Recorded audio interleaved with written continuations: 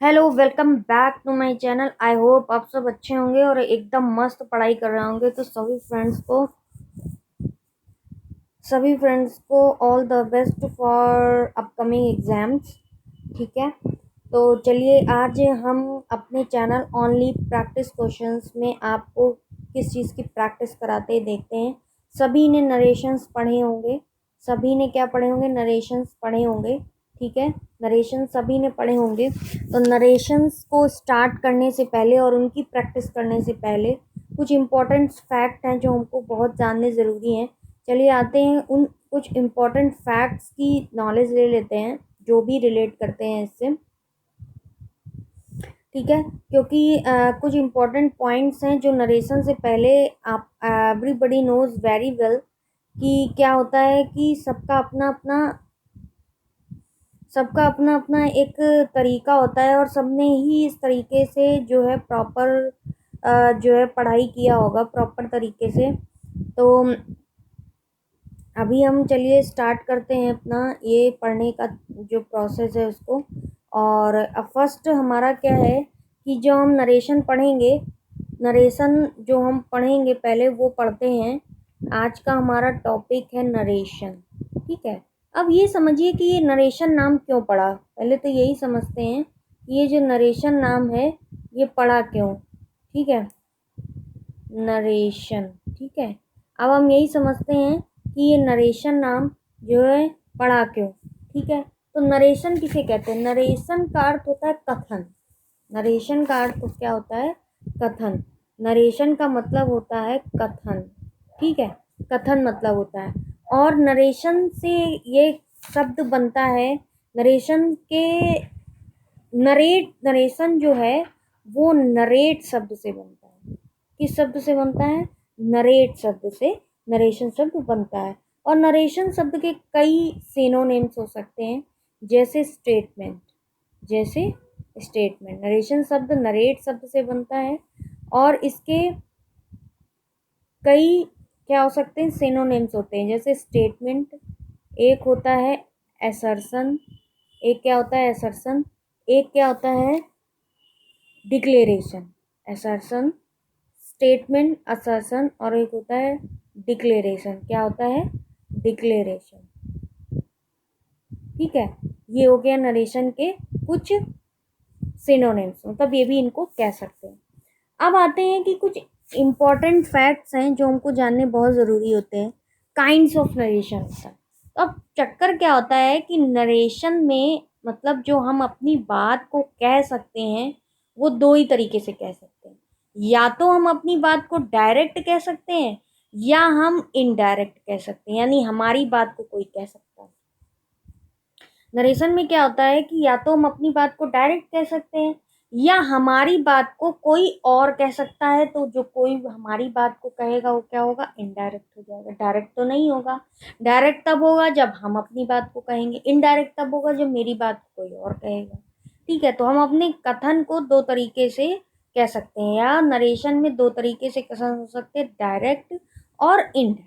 Direct हो सकता है और इनडायरेक्ट होता है। ये हो गया पहला पॉइंट। सेकंड पॉइंट हमारा क्या हो गया कि जैसे मान लीजिए हमारा एक सेंटेंस दिया हुआ है, एग्जाम्पल के तौर पे हमने एक सेंटेंस दिया और लिखा मोहन सेड टू मी। ठीक है, Mohan said to me we are lucky. Mohan said to me we are lucky. अब इस सेंटेंस में इसको क्या कहा जाता है और इसको क्या कहा जाता है ये भी समझिए। ठीक है, ये हमारा Mohan said to me we are lucky, तो ये हमारा सबसे पहले क्या है? डायरेक्ट कथन है। सबसे पहले क्या है? डायरेक्ट। डायरेक्ट कहा गया है। उसमें डायरेक्ट में क्या होगा? ये हमारा जो हो जाएगा वो हो जाएगा रिपोर्टिंग स्पीच। ये क्या हो जाएगा? Reporting speech. इस पोर्शन को जो कॉमा से इन्वर्टेड कॉमा में नहीं लिखा होता है वो पोर्शन क्या होता है? रिपोर्टिंग स्पीच, या इसको रिपोर्टिंग क्लॉज भी बोल सकते हैं। क्या बोल सकते हैं? Reporting clause. अब ये हमारा क्या होता है? ये वाला जो सेंटेंस होता है ये होता है रिपोर्टेड स्पीच। इसको क्या बोलते हैं? रिपोर्टेड स्पीच, इसको क्या बोलते हैं? Reported speech. ये हमारा रिपोर्टिंग स्पीच हो गया, ये हमारा रिपोर्टेड स्पीच हो गया। ठीक है, अब सेकंड हमारा क्या है कि ये जो रिपोर्टिंग स्पीच होता है इसको कैसे सेंटेंस में कैसे कैसे तरीके से लिख सकते हैं, ये कह रहा है। तो जो रिपोर्टिंग स्पीच हो गया हमारा, उसको सेंटेंस के बिगिनिंग में भी लिख सकते हैं, सेंटेंस के बिगिनिंग में भी लिख सकते हैं, सेंटेंस के मिड में भी लिख सकते हैं, और सेंटेंस के एंड में भी लिख सकते हैं। किसको? रिपोर्टिंग स्पीच को। किसको लिख सकते हैं? रिपोर्टिंग स्पीच को। रिपोर्टेड स्पीच को नहीं लिख सकते, रिपोर्टिंग स्पीच को लिख सकते हैं। तो हमने अभी 3 पॉइंट पढ़े। नरेशन 2 तरीके से हो सकता है, मतलब कोई भी कथन 2 तरीके से कहा जा सकता है, एक तो डायरेक्ट, एक इनडायरेक्ट। अब आता है sentence, Mohan said to me we are lucky, this is a direct narration. और इसके 2 पार्ट हैं, ये वाला पार्ट जो कॉमा से नहीं होता वो रिपोर्टिंग स्पीच होता है, और जो कॉमा में होता है वो रिपोर्टेड स्पीच होता है। ठीक है, ये हमारा हो गया सेंटेंस रिपोर्टेड स्पीच। अब आते हैं मूव टू नेक्स्ट स्लाइड, और नेक्स्ट स्लाइड में देखते हैं हम, मूव टू नेक्स्ट स्लाइड, और नेक्स्ट स्लाइड में हम देखते हैं कि हमारा जो है, हाँ, नेक्स्ट स्लाइड में हम देखते हैं कि हमको और क्या क्या चीज़ें हम लिख सकते हैं। ठीक है, नेक्स्ट स्लाइड में, ओहो, चलिए अब हम आते हैं इसमें, और इसमें देखते हैं कि हम क्या क्या लिख सकते हैं। तो अब आते हैं, अब हम देखते हैं कि इसको चेंज कैसे करते हैं। चेंज करने का तरीका है कि जैसे मान लीजिए सेंटेंस हमारे, हमने पढ़ा ही है कि टेंस हमारे 3 तरीके से हो सकते हैं, प्रेजेंट, पास्ट और फ्यूचर। टेंस हमारे 3 तरीके से हो सकते हैं, प्रेजेंट, पास्ट और फ्यूचर। और इन तीनों के ही अपने 4 होते हैं तरीके, जैसे present indefinite, present indefinite, present continuous, present continuous, या इसको क्या बोलते हैं? इम्परफेक्ट भी बोलते हैं। दूसरा नाम बहुत याद रखने की नीड है, इम्परफेक्ट भी बोलते हैं। फिर हमारा हो गया perfect, perfect tense, present perfect tense, और एक हमारा लास्ट हो गया परफेक्ट कंटिन्यूअस टेंस। ठीक है, अब इनडेफिनिट, जो काम प्रेजेंट में हो, जैसे कि हम ये काम करते हैं, हम ये काम करते हैं, यानी this is a present tense कि हम ये काम करते हैं। ठीक है, कुत्ते भौंकते हैं, ठीक है, मतलब वो प्रेजेंट। और कंटिन्यूअस इम्परफेक्ट क्या है कि वर्क जो है, वर्क इज प्रोग्रेसिंग, या वर्क इज मूविंग, या वर्क मतलब प्रेजेंट टाइम में वर्क क्या है? चल रहा है, कर रहे हैं हम, प्रेजेंट टाइम में वर्क हो रहा है। ठीक है, प्रेजेंट टाइम में वो वर्क हो रहा है उस समय। जैसे बच्चे रो रहे हैं, यानी अभी बच्चे रो रहे हैं, तो वो कंटिन्यूअस इम्परफेक्ट हो गया। परफेक्ट क्या हो गया? द वर्क हैज कंप्लीटेड, तो वो परफेक्ट हो गया। परफेक्ट कॉन्टिन्यूअस क्या हो गया? That work started earlier but present time it is continue, but present time it is continue, that is, मतलब दैट इज परफेक्ट कॉन्टिन्यूस, मतलब कोई काम जो पहले के समय से स्टार्ट है और अभी भी प्रेजेंट में भी स्टार्ट है, वहां पर परफेक्ट कॉन्टिन्यूस होता है। ठीक है, ये चारों हमने बता दिया, ये प्रेजेंट के, फ्यूचर, पास्ट के भी होते हैं और फ्यूचर के भी होते हैं। सबकी अपनी अपनी हेल्पिंग वर्ब अलग अलग होती है। ठीक, अब इसमें नरेशन में क्या होता है? प्रेजेंट इंडेफिनिट जो चेंज होता है वो पास्ट इंडेफिनिट से चेंज होता है, प्रेजेंट कॉन्टिन्यूअस पास्ट कॉन्टिन्यूअस से, प्रेजेंट परफेक्ट पास्ट परफेक्ट से, past perfect present perfect continuous past perfect continuous से। यानी कि प्रेजेंट की जितनी भी फॉर्म होती हैं वो सारी किससे चेंज हो जाती है? पास्ट से चेंज हो जाती है, डायरेक्ट इनडायरेक्ट में। अब आती है बात पास्ट की, तो पास्ट इंडेफिनिट जो चेंज होता है वो किसमें चेंज हो जाता है? पास्ट इंडेफिनिट जो चेंज होता है वो हमारा चेंज हो जाता है पास्ट परफेक्ट में, पास्ट परफेक्ट में चेंज हो जाता है। ठीक है, पास्ट इंडेफिनिट किस में चेंज हो जाता है? पास्ट परफेक्ट में। और पास्ट जो पास्ट कंटिन्यूअस होता है, यानी पास्ट कंटिन्यूअस या पास्ट इम्परफेक्ट, पास्ट कंटिन्यूअस या पास्ट इम्परफेक्ट ये चेंज हो जाता है पास्ट परफेक्ट कंटिन्यूअस में। अब बात आती है कि चेंज कौन सा नहीं होता, तो पास्ट परफेक्ट और पास्ट परफेक्ट कंटिन्यूअस जो होते हैं वो चेंज नहीं होते, वो जो कहते हो बने रहते हैं। पास्ट परफेक्ट और पास्ट परफेक्ट जो कंटिन्यूअस होते हैं वो चेंज नहीं होते हैं, जो कहते हो बने रहते हैं, जैसे ही किए जाते हैं वैसे ही बने रहते हैं। बात आती है फ्यूचर की, तो फ्यूचर में सिंपल है, विल का वुड हो जाता है, कैन का कुड हो जाता है, इस तरीके से शल का शुड हो जाता है, इस तरीके से फ्यूचर टेंस चेंज हो जाता है। ठीक है, तो ये एक इम्पॉर्टेंट पॉइंट था। अब आते हैं जैसे जैसे पढ़ेंगे, जैसे जैसे इम्पोर्टेंट पॉइंट कोई भी आएगा उसको कंटिन्यू समझते हुए चलेंगे और करते हुए चलेंगे। ठीक है, चलिए क्वेश्चंस को सॉल्व करते हैं हम। तो पहला हमारा क्वेश्चन है,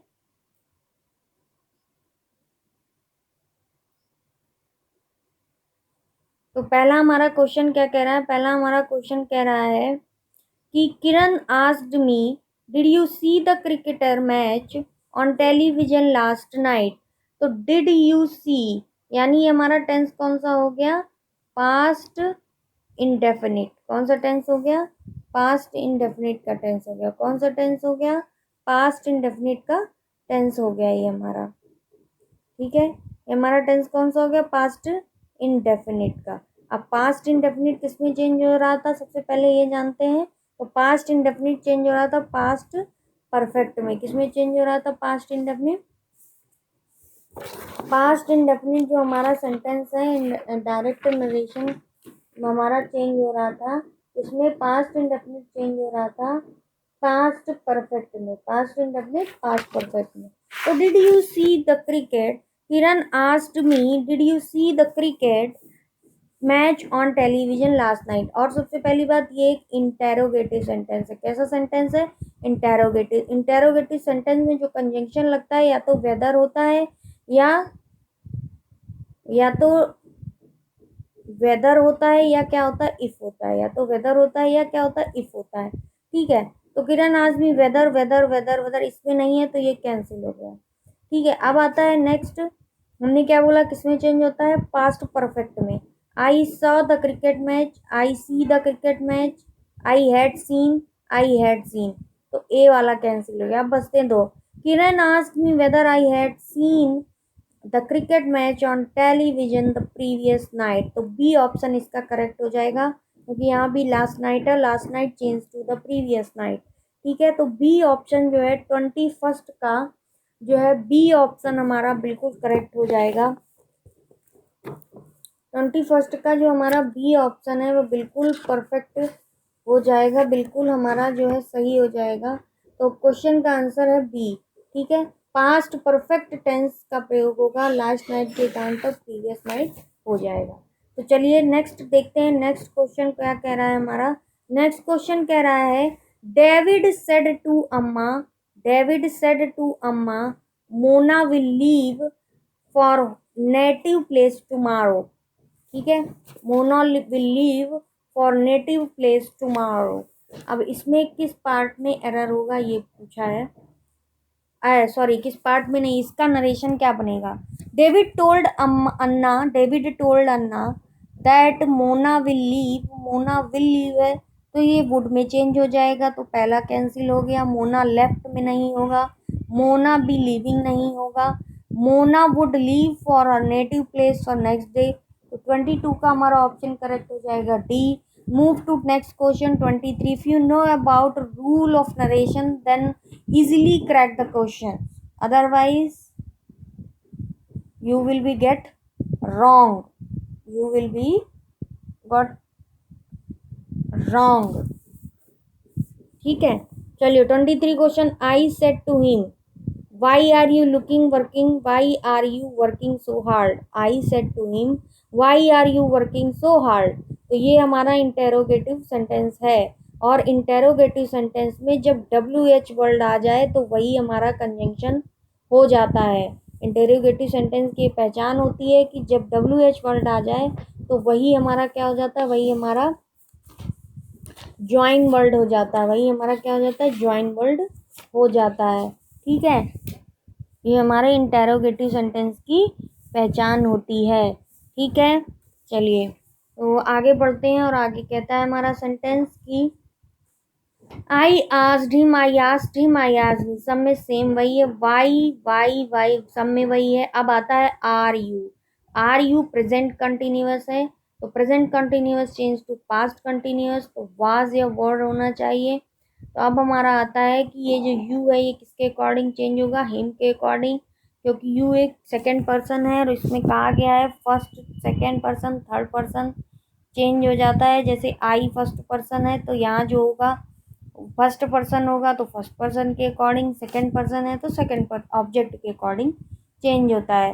फर्स्ट पर्सन सब्जेक्ट के अकॉर्डिंग, सेकंड पर्सन ऑब्जेक्ट के according and third person no change. Third person क्या होता है, नो चेंज होता है। ठीक है, तो चलिए अब आते हैं यू जो है हमारा यहाँ लिखा हुआ है why are you working so hard, तो यू जो है ही के इनके अकॉर्डिंग ही हो जाएगा, हैड बीन होगा नहीं, कैंसिल हो गया। नेक्स्ट और देखते हैं, नेक्स्ट और क्या कह रहा है, नेक्स्ट कह रहे हैं हमारा सेंटेंस कि was he working so hard, had been, तो ये कैंसिल हो गया, ये कैंसिल हो गया। आंसर ए या बी में ही एक होगा। Why are you working so hard, why he was working so hard, why was he working so hard, तो 23 का मुझे लगता है कि इसका आंसर करेक्ट क्या होगा, ए करेक्ट होगा। हाँ ए करेक्ट है, ए करेक्ट है, यानी कि ही वॉज वर्किंग हो जाएगा, सिंपल सेंटेंस में चेंज हो जाएगा। 23 का सिंपल पास्ट टेंस का प्रयोग होगा और इंटेरोगेटिव फॉर्म का प्रयोग नहीं हो, सिंपल पास्ट टेंस का प्रयोग होगा। ए ऑप्शन करेक्ट है। Move to 24 question. He said to her he said to her he said to her what a cold day, this is a exclamatory sign, this is a exclamatory sign. How to change that form of sentence, जब exclamatory sentence change हो गया तो exclamatory sentence में सबसे पहले याद रखिए कि कंजंक्शन दैट का ही यूज होगा। एक्सक्लामेटरी सेंटेंस में कंजंक्शन किसका यूज होगा, दैट का ही यूज होगा, ये बहुत अच्छे से ध्यान रखिएगा। चलिए आगे देखते हैं आगे क्या कह रहा है। He told her that he exclaimed sorrowfully that it was a cold, exclaimed it was a cold, it was a what a cold today, it was a very cold today, he said to her। अब इसमें से क्या होगा answer ये बताना है, तो 24 का जो हमारा आंसर होगा वो होगा D, he exclaim that it was a very cold day. Exclaimed और वेरी कोल्ड डे का प्रयोग होगा, exclaimed that it was a very cold day. Next 25 sentence कह रहा है हमारा the tailor said to him will you have the suit ready by tomorrow evening, तो the tailor asked him, अब asked him या तो इफ होगा या वेदर जुड़ जाएगा, तो ए और बी तो कैंसिल हो गए, कंजंक्शन दोनों में दैट का यूज हुआ है।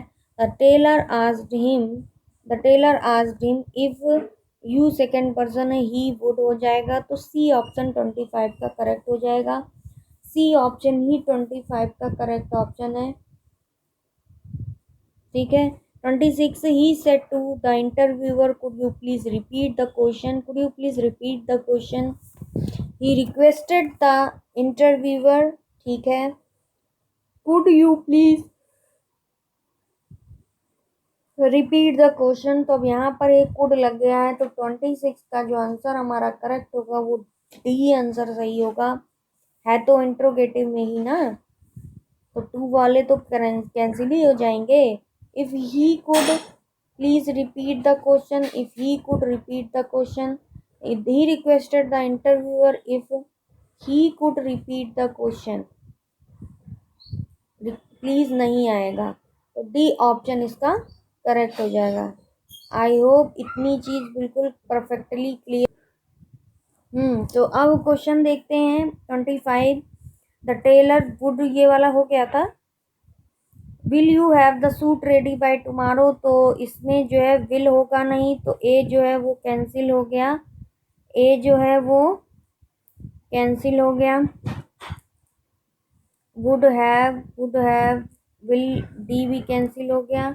अब बी और सी में जो करेक्ट आंसर होगा वो होगा, तो 25 का जो करेक्ट आंसर होगा वो होगा सी। 25 का करेक्ट आंसर होगा वो होगा सी। ठीक है। The tailor asked him if he would have, क्या होगा, ही वुड हैव हो जाएगा the suit ready by next morning. 26, अच्छा 26 भी हम कर चुके थे, जिसमें कि डी ऑप्शन करेक्ट था। चलिए आगे देखते हैं। 27 क्वेश्चन कह रहा है he said be quite and listen to my words. तो ये क्या है, एक तरीके से इम्परेटिव सेंटेंस है, और इम्परेटिव सेंटेंस के लिए कहा गया है कि इम्परेटिव सेंटेंस जब हमारे होते हैं शुरू, क्या कहा गया है कि जब इम्परेटिव सेंटेंस हमारे शुरू होते हैं तो उसके लिए कौन सा लगता है कंजंक्शन। अगर इम्परेटिव सेंटेंस में सेंटेंस केवल लेट से शुरू होता है, रूल है, अगर लेट से शुरू है तो कंजंक्शन टू लगेगा, बट अगर लेट्स से शुरू है तो दैट, तो कंजंक्शन दैट का यूज होगा। ये ध्यान रखिए, लेट से शुरू है तो टू का यूज, लेट्स से शुरू है तो कंजंक्शन दैट का यूज होगा।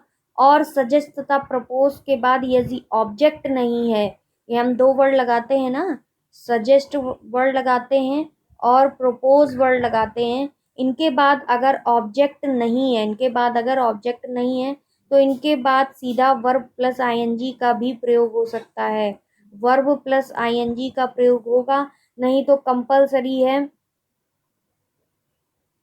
Two plus verb first form का प्रयोग नहीं होता है। प्रपोज और सजेस्ट में two plus verb first form का प्रयोग, two plus verb first form का प्रयोग नहीं होता है, ये ध्यान रखिए। अगर ऑब्जेक्ट नहीं है तो वर्ब प्लस आईएनजी और two plus verb first form का प्रयोग नहीं होता है।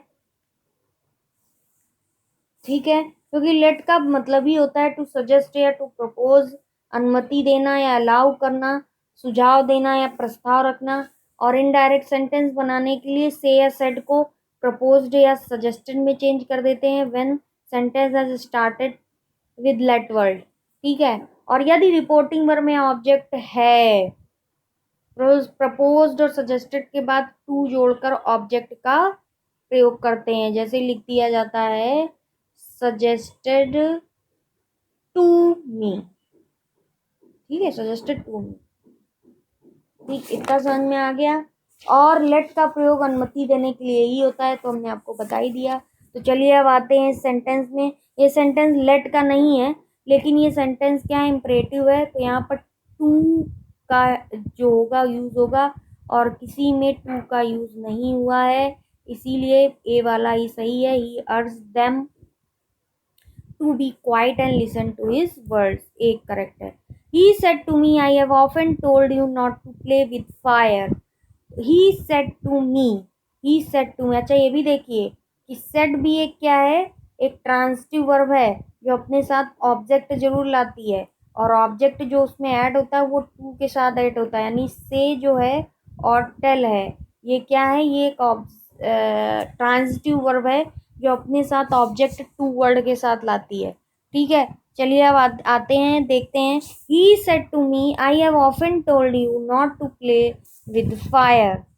तो क्या कह रहा है कि आई हैव ऑफन यानी present perfect, present perfect, present perfect continuous, present perfect continuous, I change to, I क्या है, आई है हमारा फर्स्ट पर्सन, और फर्स्ट पर्सन चेंज होता है अकॉर्डिंग टू सब्जेक्ट, और आई जो चेंज होगा वो चेंज होगा ही के अकॉर्डिंग, तो ही के अकॉर्डिंग हो जाएगा ही, सब में ही है। ठीक है, हैव चेंज हो जाएगा हैड में, तो हैज़ वाला गलत हो गया, हैड वाला एक है, सी भी कैंसिल हो गया, ऑफन टोल्ड में भी कैंसिल हो गया, तो 28 का जो आंसर होगा वो हमारा हो जाएगा 28 का answer B.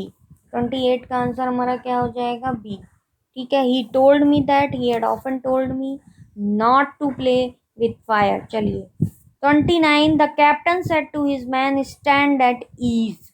The captain said to his man stand at ease, मतलब बहुत इजी होकर खड़े रहो। द कैप्टन, पहली बात तो टू का प्रयोग होगा तो दैट दे शुड तो आएगा ही नहीं, तो urged his man to stand at, wanted his man या commanded his man to stand at ease, 29 का डी हो जाएगा। ठीक है, तो 30 क्वेश्चन क्या कह रहा है, Pawan said to me if I hear any news I will phone you. तो Pawan told me that if I hear any news I will phone you, तो आई विल की जगह वुड हो जाएगा, ए और बी तो कैंसिल होगा, ये नहीं होंगे। Pawan told me if I hear any news, मैंने अगर कोई न्यूज सुनी,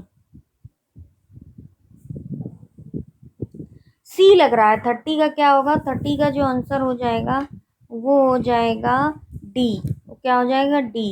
ठीक है, आई हियर, मैं कोई न्यूज सुनता हूँ, सुनता हूँ, तो past indefinite, past sorry present indefinite past, I heard any news phone में, D option is correct. Move to next question. 31 question कह रहा है हमारा, the teacher said to Mukesh congratulation wish you success in life. तो the teacher क्या है, ये exclamatory sign है इसमें, तो एक्सक्लामेटरी साइन में कंजंक्शन दैट का ही यूज होगा, ये हमने आपको बताया, तो सी गलत हो गया, टू कंजंक्शन है। एंड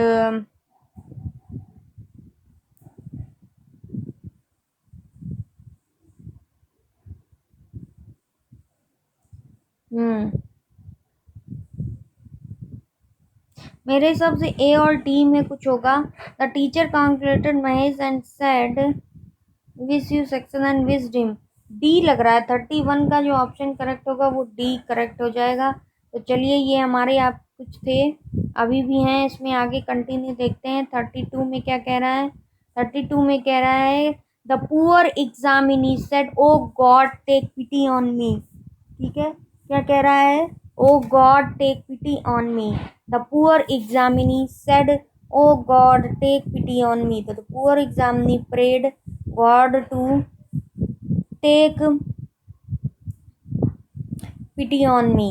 तो which sentence is correct, I think 32 का बी करेक्ट होगा।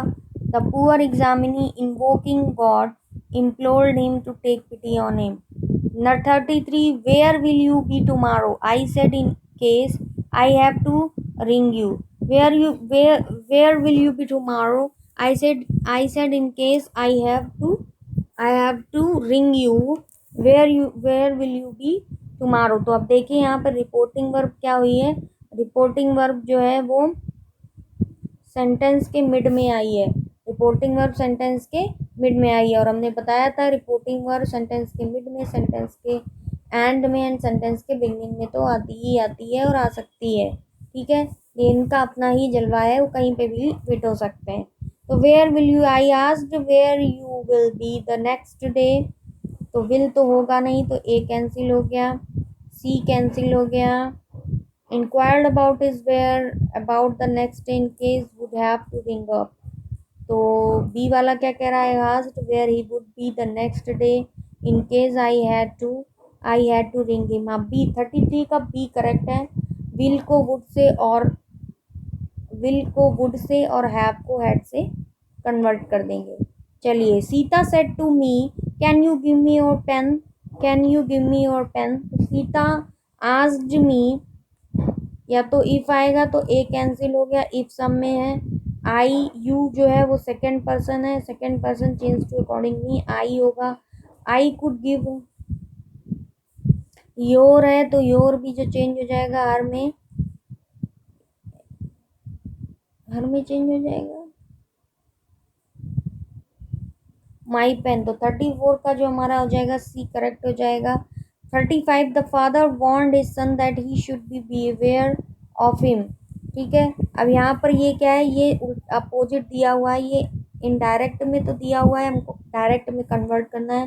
तो the father warned his son that he should beware of of हिम, तो बी केयरफुल या बीवेयर ऑफ हिम। 35 का ए जो है वो सही हो जाएगा, स्पष्ट रूप से यही होगा।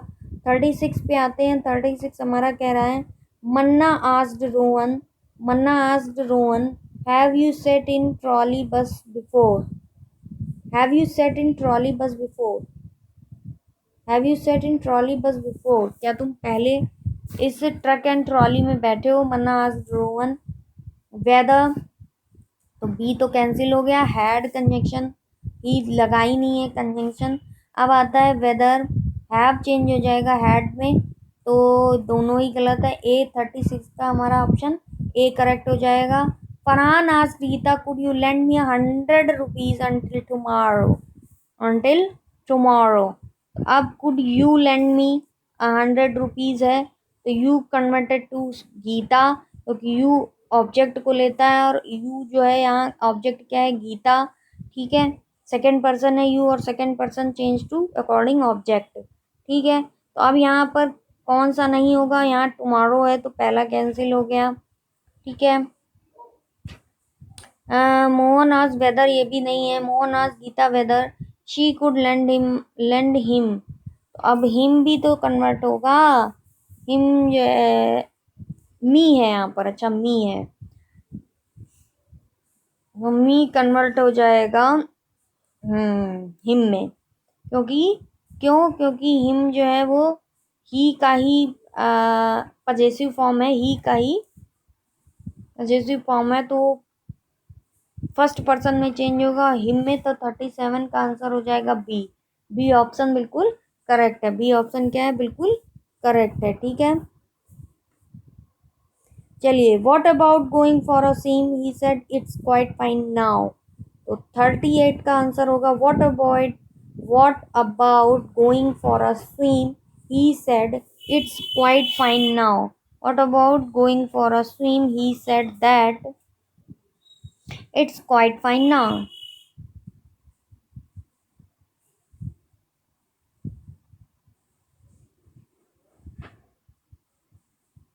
He asked me what about going for a swim as it was fine, quite fine when, तो ए ही हमको सही लग रहा है 38 का, जबकि यहाँ पर बी सही होगा, प्रपोज्ड हो जाएगा। He proposed going for a swim as it was quite fine. चलिए आते हैं 39 में, you can't bath in this sea, he said to me it's very rough, तो ही सेड दैट, क्या लिखा है, he said that, he said to me है, तो ही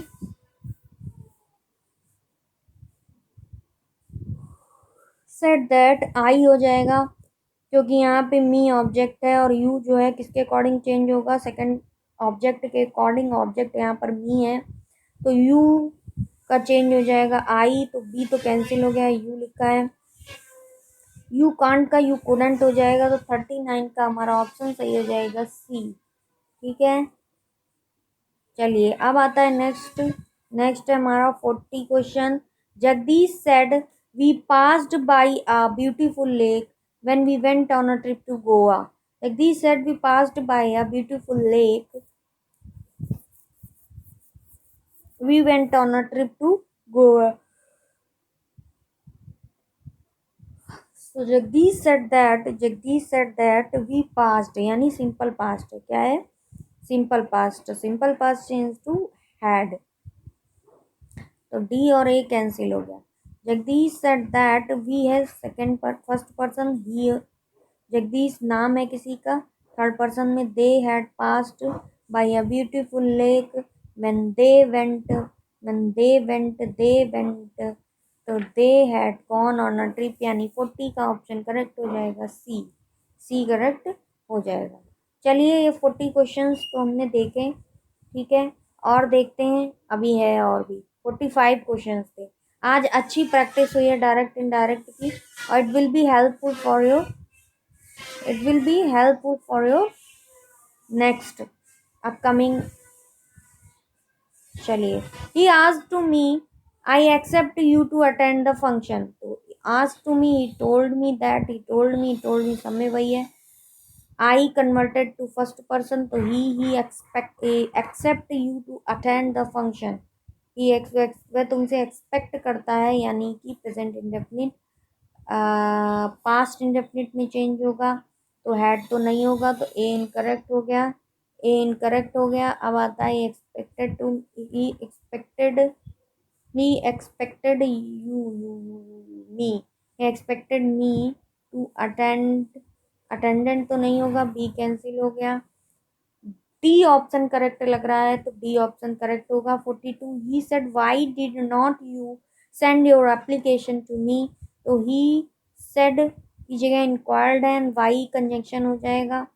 वाई डिड नॉट यानी कि ये क्या है, पास्ट इंडेफिनिट है, converted to past perfect, and you converted to object, और object is not mention here, तो ये आई में चेंज हो जाएगा। तो क्या हो जाएगा, आई हैड नॉट। तो 42 का ए ऑप्शन बिल्कुल करेक्ट है। 43 Dinesh asked are you going to the party tomorrow Eliza, Dinesh asked are you going to the party tomorrow, यानी कि एलिजा भी आ जाएगा। तो Dinesh asked Eliza whether, you object के एलिजा के अकॉर्डिंग होगा, तो अब यहाँ पर ये नहीं होगा।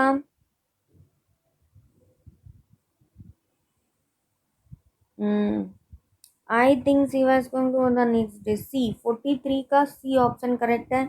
Move to next question 44 and 45, then it's in आगे नेक्स्ट टॉपिक नेक्स्ट लेक्चर में होंगे। दो क्वेश्चंस देख लेते हैं। John asked how long will it take to travel from Germany to South Africa, how long will it how long will it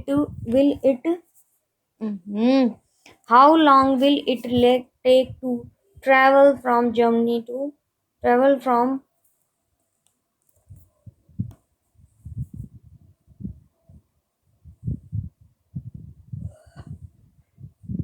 ठीक है, इसका क्या आंसर होगा बताना है। तो John asked how long, will की जगह वो ए कैंसिल हो गया। सबसे सही तरीका यही करने का है कि आप सेंटेंस को रीड करके कैंसिल करते रहिए। तो आपको बी और सी दो ऑप्शन रह गए। How long would it take to travel from Germany to South Africa, how long it would take to, C option जो है वो करेक्ट लग रहा है। 44 का सी ऑप्शन करेक्ट है। What did you see at the South Pole? Ashok asked Anil. Ashok asked Anil, what did you see? Did है simple past converted to past perfect, यानी हैड हो जाएगा। C correct, incorrect, D incorrect हो गया, B option बिल्कुल correct है। 45 का option हो गया B. I hope direct narrations बिल्कुल क्लियर हो गए होंगे। आपको कुछ इम्पोर्टेंट हैं वो अपने को ध्यान रखने हैं, इनको पढ़ना बहुत ज़रूरी है, उनको ध्यान में रखिए। जैसे इम्परेटिव सेंटेंस में टू कंजंक्शन का यूज़ होना है और लेट का यूज़ होगा, तो लेट को इनडायरेक्ट स्पीच में टू लेट का प्रयोग कर वाक्य में रहने दिया जाता है। जैसे he said to Seema let the children go to party, तो अब यहाँ पर क्या होगा, टू लेट करके। बाकी ऑप्टेटिव सेंटेंस यानी एक्सक्लेमेटरी सेंटेंस तो आप समझ ही गए, दैट कंजंक्शन यूज़ होगा। केवल जो कौन से इम्परेटिव सेंटेंसेस होते हैं इनमें केवल क्या लगता है, टू कंजंक्शन का यूज़ होता है। इम्परेटिव सेंटेंसेस में ऑर्डर, रिक्वेस्टेड और ये सब चेंज कर भी देते हैं, कॉमास को उठाकर। टू जो कंजंक्शन है वो लगता है किसमें, इम्परेटिव सेंटेंस में, और लेट अगर है तो वो रिमूव करके टू लगता है, और लेट्स है अगर तो वहाँ पर दैट का यूज़ हो जाता है। ठीक है, आई होप ये क्लियर हो गया होगा। चलिए, thank you so much guys, पढ़ते रहिए, चैनल को सब्सक्राइब करते जाइए और इस चैनल पर बने रहिए, प्रैक्टिस प्रैक्टिस प्रैक्टिस प्रैक्टिस करते रहिए। Thank you so much.